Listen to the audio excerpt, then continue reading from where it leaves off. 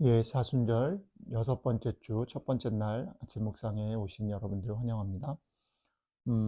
오늘도 주시는 말씀 여러분들의 몸과 마음과 삶에 잘 새기고 담아서 여러분들의 삶에 길이 되고 빛이 되고 또 위로와 용기가 되는 그런 복된 시간이 되시기를 주님의 이름으로 축복합니다. 음, 오늘 우리에게 주시는 말씀 마태복음 5장 9절 말씀인데요. 늘 그랬던 것처럼 한 두세 번 읽고 암송해 보도록 하겠습니다. 화평하게 하는 자는 복이 있나니 그들이 하나님의 아들이라 일컬음을 받을 것이며. 다시요. 화평하게 하는 자는 복이 있나니 그들이 하나님의 아들이라 일컬음을 받을 것임이요. 한 번만 더 읽겠습니다. 화평하게 하는 자는 복이 있나니 그들이 하나님의 아들이라 일컬음을 받을 것이며. 자, 암송해 보도록 하죠. 화평하게 하는 자는 복이 있나니 그들이 하나님의 아들이라 일컬음을 받을 것임이요. 아멘. 오늘 이 말씀 여러분들의 마음과 몸과 삶에 잘 담아 두시면 좋겠습니다. 오늘 말씀을 이렇게 생각해 보면 뒷부분을 먼저 생각해 보면 이런 거죠. 하나님의 아들이라 일컬음을 받는다. 여러분들과 제가 하나님의 아들이라는 거죠. 다른 사람들이 그걸 인정한다라는 그런 뜻입니다. 누구나 하나님의 아들 혹은 왕의 아들, 또 대통령의 아들, 뭐 재벌의 아들, 또 유명한 사람의 아들이 되는 것, 그것을 마다할 사람은 없는 것 같습니다. 그런 면에서 오늘 묵상하는 내용은 솔깃한 면이 있죠. 매력적인 부분이 분명히 있습니다. 그런데 오늘 성경을 따라가면 도대체 하나님의 아들이라는 존재, 하나님의 아들이 된다라는 것은 어떤 사람인가, 또 그것은 어떤 의미가 있는가를 질문해 볼 필요가 있다라는 거죠. 우리는 그것을 묻지 않고 그저 그냥 막연히 하나님의 아들이 되면 좋겠다, 이렇게 생각하니까 그것들을 조금 더 물어보는 거죠. 그것에 대해서 주님은 화평하게 하는 자가 하나님의 아들이라 일컬음 받을 것이다 라고 말합니다. 하나님의 아들이 화평케 한다라는 거죠. 이게 뭐가 좋은 걸까? 이게 뭔가라고 생각해 보면 주님이 생각하시는 하나님의 아들의 제일 큰 1번 특징이라는 것은 세상의 모든 불화, 세상의 모든 소통 없음을 해결하는 존재다라는 것입니다. 잠시 저희 디딤돌 교회 신앙 고백을 한번 다시 생각해 보면 좋겠습니다. 저희는 이렇게 고백하죠. 주일마다 하나님께서 이 세상을 아름답게 창조하신 것을 우리가 믿습니다. 또 그럼에도 불구하고 우리가 살고 있는 이 세상이 고통당하고 있는 그것을 또한 봅니다.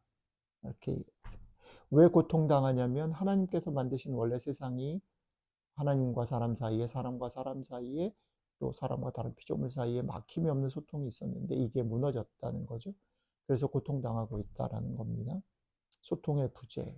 그런데 오늘 말씀은 하나님의 아들이신 예수님 자신이 그 소통의 부재를 해결하기 위해서 자기 몸을 찢으셨다라는 겁니다. 세 번째 우리의 신앙 고백이죠.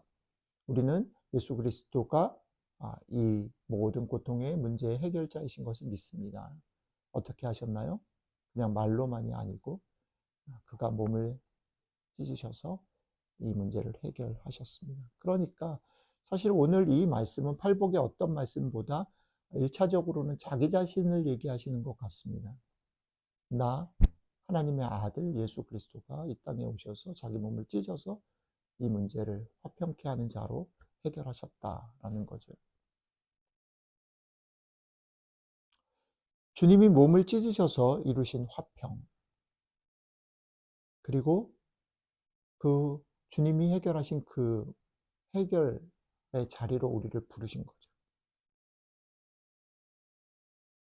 그리고 주님이 걸으셨던 그 길을 따라 걷도록 우리를 이 부르심 앞에 세우시는 겁니다. 1차적으로는 주님 얘기인데 내가 그렇게 했으니 너희도 그렇게 할 수 있어 라고 얘기하시는 거죠. 근데 여기서 또 하나 좀 짚고 넘어가고 조심해야 될 부분이 하나 있죠. 어저께 주일 말씀에도 말씀을 나눴고 우리가 팔복 전체를 살펴보면서 대단히 중요한 부분이라고 저는 생각하는데요. 어저께 그렇게 말씀드렸습니다. 너희는 세상의 소금이 되어라, 빛이 되어라 아니고 세상의 소금이다, 빛이다 라고 선언하신 것. 그러니까 우리가 자격이 있어서 우리가 무언가 그것을 할 만하기 때문에 우리를 너네 가지고 있는 것으로 최선을 다해서 거기까지 와. 그러면 내가 너희를 빛으로 소금으로 인정할게가 아니고 그럴 자격이 없고 그러지 못한데도 불구하고 우리를 빛이야, 소금이야 라고 선언하시고 세우신 거죠. 인정하신 거죠. 어떻게 해요? 자기 몸을 찢어서 그 자리로 우리를 세우신 겁니다. 그러니까 이 말씀을 우리에게 주신 말씀으로 받을 때에 우리가 거쳐가야 될 단계가 있는 거죠. 1번 뭡니까? 예, 주님께서 화평하라고 하셨으니, 주님께서 원수까지 사랑하라고 하셨으니, 주님께서 다른 사람들을 품고 살라 하셨으니 해보는 거죠. 그런데 해보면 어떻습니까? 우리가 그런 사람이 못 된다는 것을 깨닫게 되는 거죠. 그게 1번. 성경을 읽어가다 보면 계속 이 싸움을 하는 것 같습니다. 우리는 계속해서 무언가 내 존재를 증명하고 결과로서 존재를 확인받고 싶어 합니다. 그런데 성경은 거꾸로 얘기하는 겁니다. 너네가 그렇게 할 수 없다라는 것을 받아들여라. 너네를 부르신 그 자리가 너네의 힘으로 되는 것이 아니고 내가 은혜로 너희를 그 자리에 세웠다라는 것을 깨달아라. 그러니까 너네가 그렇게 해보려고 할 때에 알아야 되는 것, 깨달아야 되는, 인정해야 되는 것 1번은 내가 그럴 수 없구나. 내가 생각보다 되게 좁구나. 내가 생각보다 되게 이기적이구나. 생각보다 내가 여유롭지 않구나. 생각보다 내가 흔들리는구나. 근데 그럼에도 불구하고 내가 그런 사람임에도 불구하고 우리 주님께서 자신의 몸을 찢어서 나를 은혜로 그렇게 세우셨구나. 빛과 소금으로 사랑하도록 품을 수 있도록 세우셨구나. 그렇다면 세 번째 단계는 주님 오늘도 그렇게 할 수 있도록 은혜를 허락해 주십시오. 정말 겸손하고 간절하게 성령님의 도우심을 구해야 되는 거예요. 오늘 아침에 우리가 이 묵상을 하면서 기도해야 될 기도의 제목이 여기로 모여지는 것입니다. 주님 제가 할 수 없는 것 아시죠? 주님 제가 해봤는데 안 되는 것 아시죠? 제 모습들을 드러났습니다. 주님의 도우심이 필요합니다. 성령님 저를 도와주십시오. 아버지 하나님 저에게 은혜를 부어주십시오.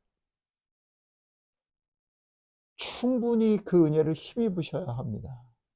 그리고 그 은혜를 흘러내리셔야 합니다.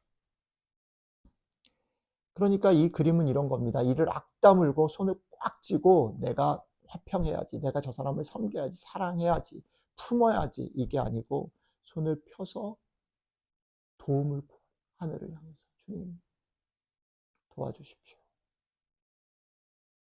마음을 열고 내 형편이, 내 수준이, 내 실력이 그렇지 못하다는 것을 인정하고 손을 펴서 하늘을 향해서 도움을 구하십시오. 자, 이러면 어떤 일이 벌어지냐면 이런 겁니다. 나도 그런 사람이었고 여전히 그렇지만 주님께서 나를 그렇게 불쌍히 여기시고 은혜를 주셔서 그 자리에 세우셨다면 뭘 깨닫게 됩니까? 저 사람, 원수 같은 사람, 나를 괴롭히고 이해하지 못하고 맑게 못 알아듣는 저 사람도 주님께서 하실 수 있다. 내가 살고 있는 세상의 이 모든 문제도 주님께서 하실 수 있다. 그 은혜로 화해할 수 있다. 내가 화해하러 나아갈 수 있다. 깨닫는 거죠. 오늘 하루 여러분들의 삶에 이 깨달음이, 이 은혜가 하늘로부터 여러분들 가운데 넘치기를 주님의 이름으로 축복합니다. 기도하겠습니다. 예, 주님, 그렇습니다. 화평케 하는 자가 복이 있다 하시고 하나님의 아들이라고 일컬음을 받을 것이다 말씀하셨습니다. 또한 주님이 하나님의 아들로서 그렇게 이 땅 가운데 자기 몸을 찢어서 화평케 하셨습니다.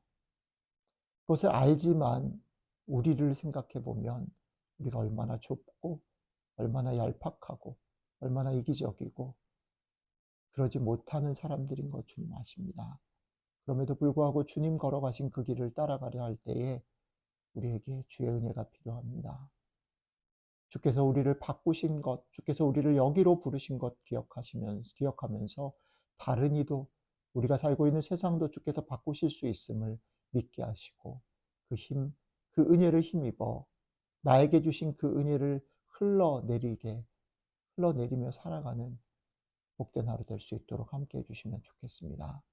감사드리며 우리 주 예수님 이름으로 기도드렸습니다. 아멘.